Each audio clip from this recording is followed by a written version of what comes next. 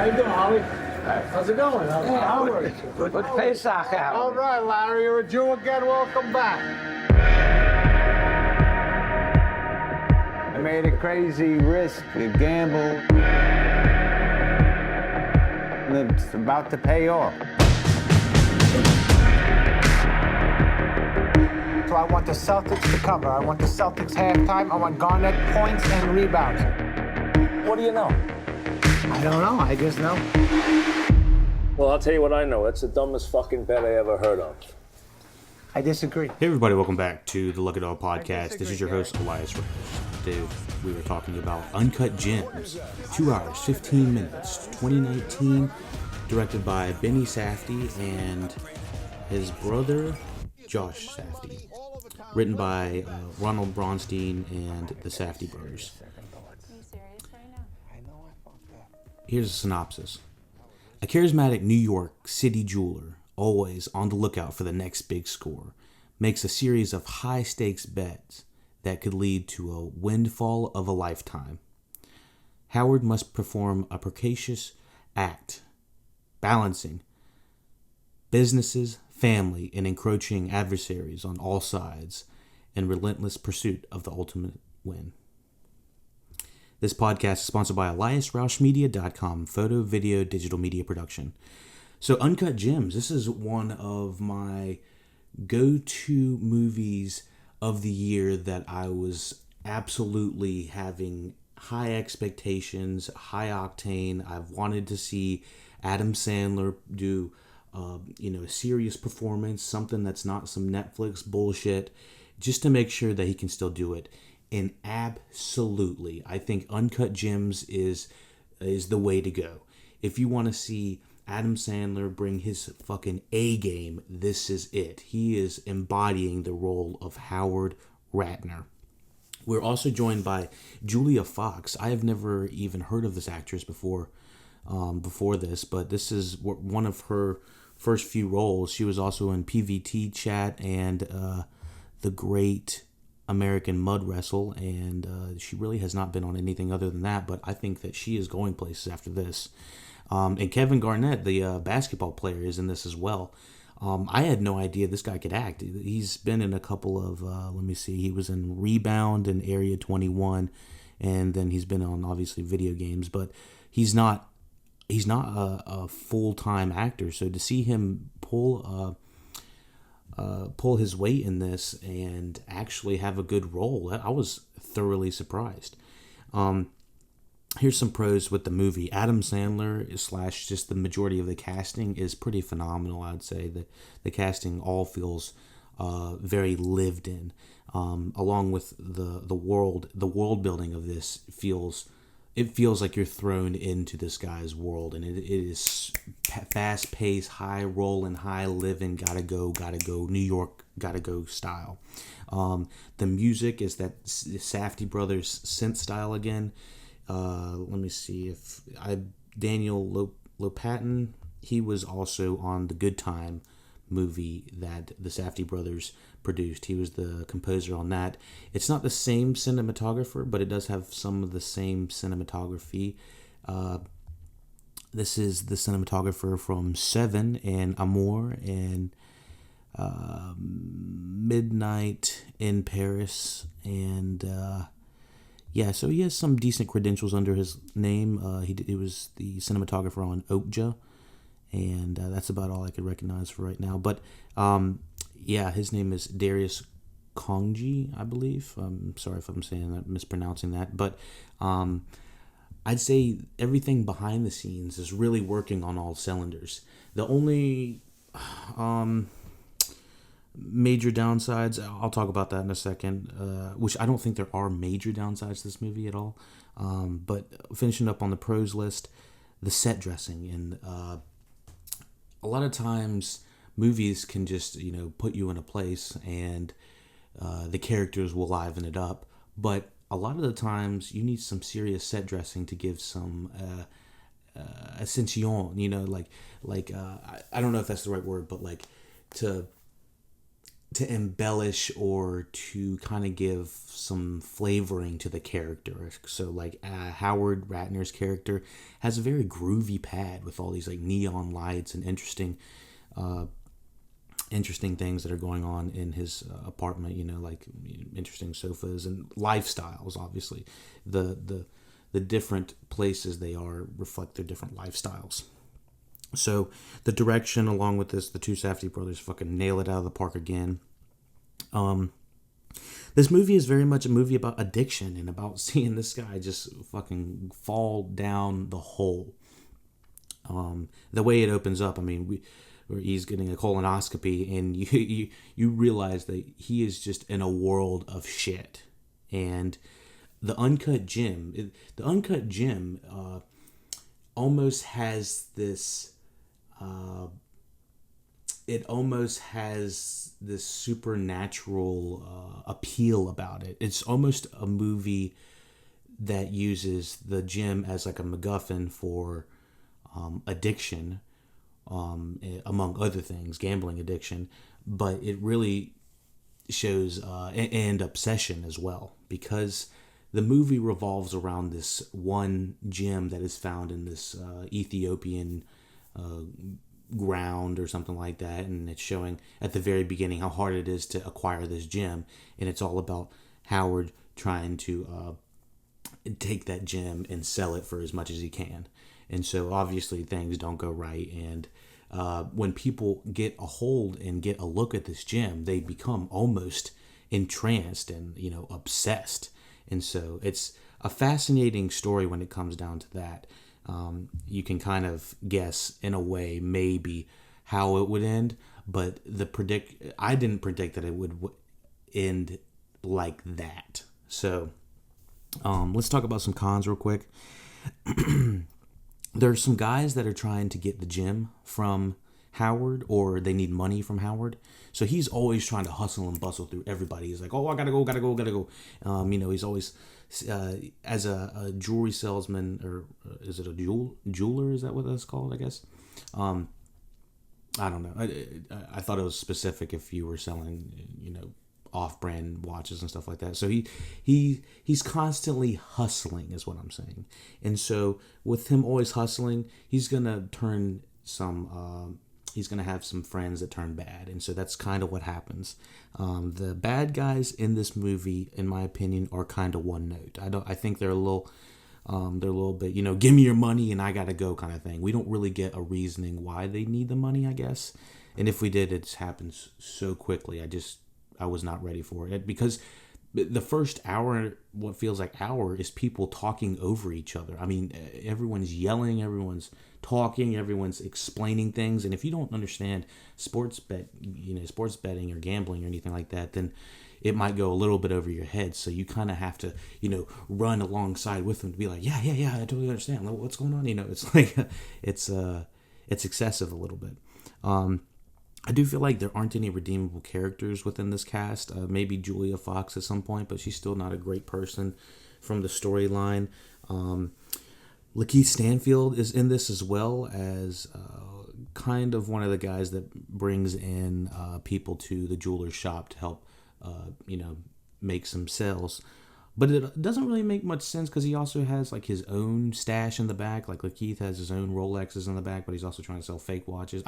There's tons of things going on and what feels like side plots. I mean, throughout the movie, Howard is trying to collect, the gem, or trying to collect money to give it to somebody else so he doesn't get his ass whooped. But even while all that's going, random people will come up to him on the street and be like, Howard, I need your help. I think you showed me a bad watch. I think you did this. I think you did that. And it's parts of the plot that almost never come back around circle, but it's just world building to show that this guy is in so much a world of his shit. So much, he's got so much shit just filling up to the brim that he cannot handle it, and he's just it's almost chaotic at some points. There is a celebrity guest appearance in this that I think that's not Kevin Garnett, and it's not a cameo. He plays himself. I think it's a little bit played out. I feel like we've seen movies bring celebrities in and have our main antagonist kind of I don't know, piss the celebrity off or something like that. And we've seen it in other movies. I can't really think off the top of my head, but I feel like we've seen it in other less profile movies where, there's like a big scene between the celebrity and our main character, and it just feels tried out, feels, played out a little bit. Eric Bogason plays in this as well. We've seen him as Gil in HBO's Succession. Was not expecting to see him in this. Let me see anybody else that I want to bring in on this. Judd Hirsch as Goey. I really liked having him back in this. We don't see him too much. We might recognize him as Jeff Goldblum's father from Independence Day. There is also this strong sense of cultural Jewish heritage in this a little bit. I mean, it's very much following, a quote-unquote crazy New York Jew. And I'm half Jewish right now. I'm half Jewish, and so I think I can say that. But he is, crazy New York jeweler and Jewish jeweler, and they do happen to touch upon the cultural references from being a Jew, or from being Jewish. There's a lot of things that are shown in this movie that I haven't seen depicted in movies in a very long time, such as, I think it was, they were celebrating Passover and collecting the afikomen and stuff like that. Like, as a Jew, I understood all of that, and so I really enjoyed them showing a positive depiction of that, and it's nice to see. And they also were, covering I think the plagues and stuff like that. I thought it was very enlightening and true to real life when it came down to the cultural stuff. Let me see. Anything else? Let's hop into the spoiler section. Now we're in the spoiler section for Uncut Gems. So, based on how this movie ends, it was kind of how I thought it was going to end, with the death or going to jail of the main character, Howard Ratner. I mean, he's a pretty terrible guy. And there's multiple times you see him breaking down saying, I can't get anything right. And then as soon as he gets his hand on some money, he has to turn it around and place it on a bet. It's like, dude, it's incredibly frustrating at sometimes to watch him do this, but also incredibly satisfying to see him try to sell something as well. To see him sell that, the gold Furby at the beginning. Hell, I wanted the gold Furby at the beginning. And was it a Furby or a Gremlin? Because they're kind of the same in my opinion. I don't know. But anyways, all the stuff with Kevin Garnett I thought worked great. I thought Lakeith Stanfield was a little shady through this movie, and I wasn't expecting him to do all of that. I thought he was going to be a little bit closer to Adam Sandler's character. There was also another character at the beginning that says that, you're going to be sorry that I'm not working for you anymore. I don't remember the character's name, but it's whenever he's unraveling the jewel, he's like completely enamored with the jewel and doesn't give a shit about his employee, and his employee just walks out and leaves. And I thought that employee was going to come back.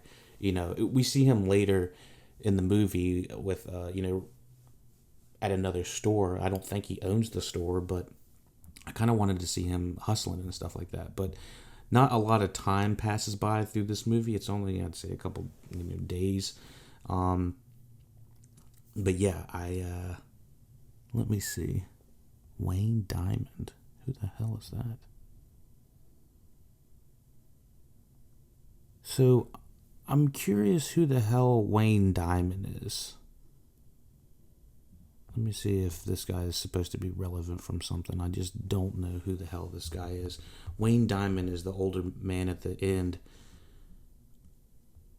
that I can't even figure out who this guy is. He's the older man that invites Julia up to his apartment and ends up bringing the money to her. Let me see. I can't even tell what ethnicity this guy is. I think he's white, but he's so dark in his pictures he looks black. I can't tell what's going on. I have no idea who this Wayne Diamond guy is that is in this, and he gets a lot of screen time in my opinion. Just for, let me see, is credited Interview Magazine, Uncut Gems. Let's see, establishes. Wayne Diamond is aptly this is from InterviewMagazine.com. Wayne Diamond is aptly credited as playing the handsome older man in Uncut Gems. The buzz about Safdie brothers film that follows a Diamond direct jeweler, Adam Sandler, chasing his riskiest wager yet, one that will either clear him of debt or bury him beneath it. Diamond, a Garnet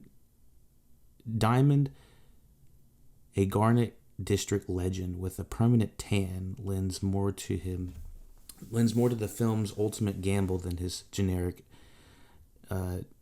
designation might imply. He becomes the final act's unsung hero when he asks Howard's girlfriend up to his hotel suite, unknowingly embellishing himself in the middle of Howard's heist.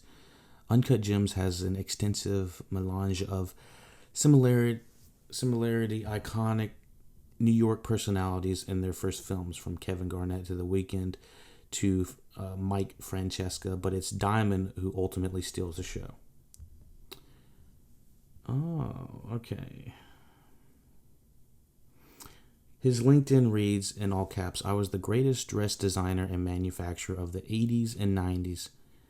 And a 4-minute YouTube documentary titled Wayne Diamond is Back informed me that after 30 years in the Garment District, Wayne made over $100 million and retired. None of it confirmed anything beyond conjecture, but word of mouth seemed proof enough that Diamond made himself kind of a legacy for himself.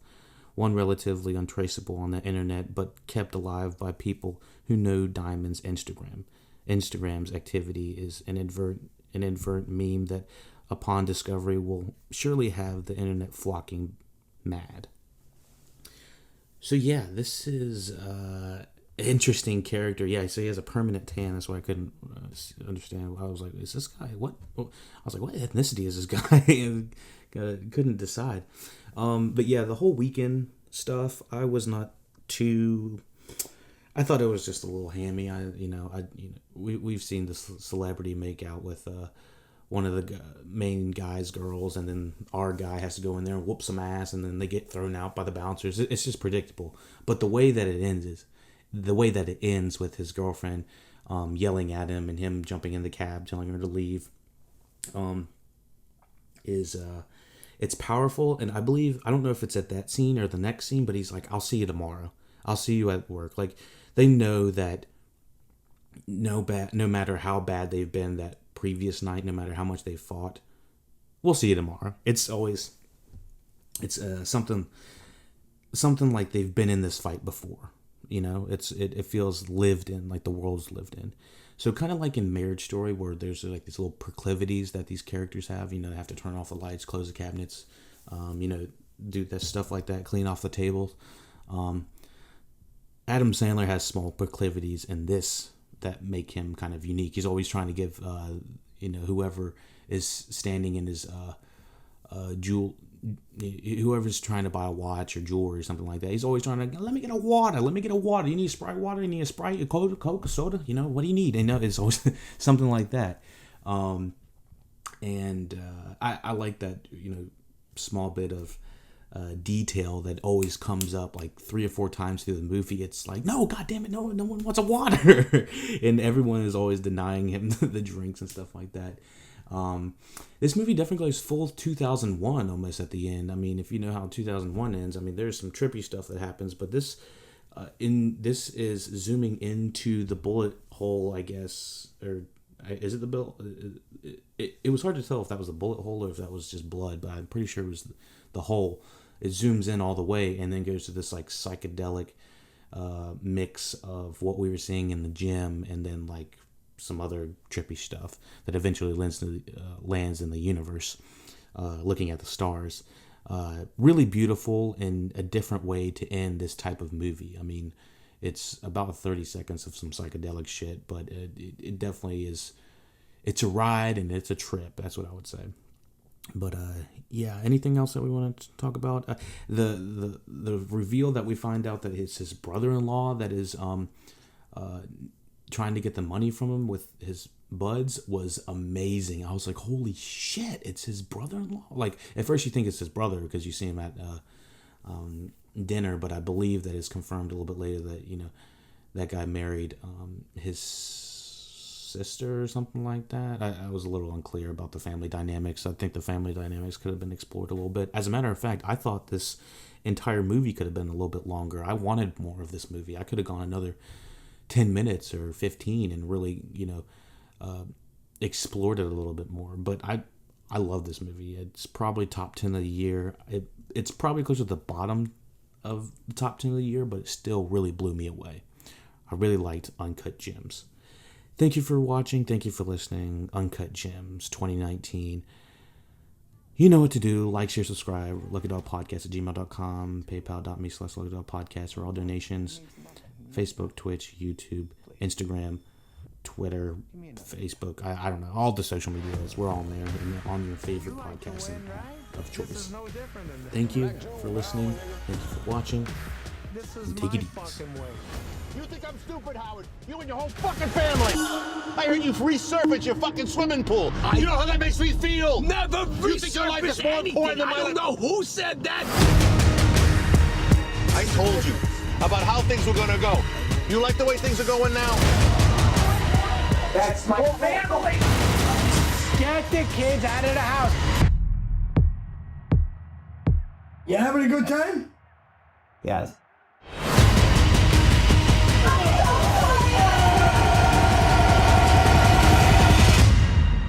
This is me. This is how I win. KJ, it's game night. You should be stretching out. What is he, a coach? Nah, he's just a fucking crazy ass Jew.